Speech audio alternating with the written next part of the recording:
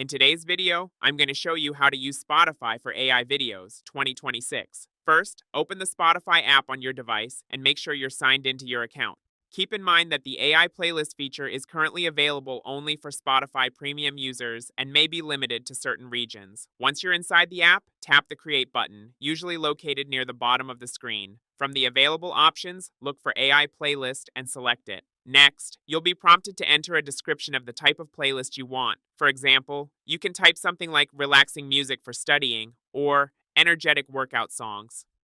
The more specific your prompt is, the better the playlist recommendations will be. After entering your prompt, tap Generate. Spotify's AI will analyze your request and automatically create a personalized playlist based on your description.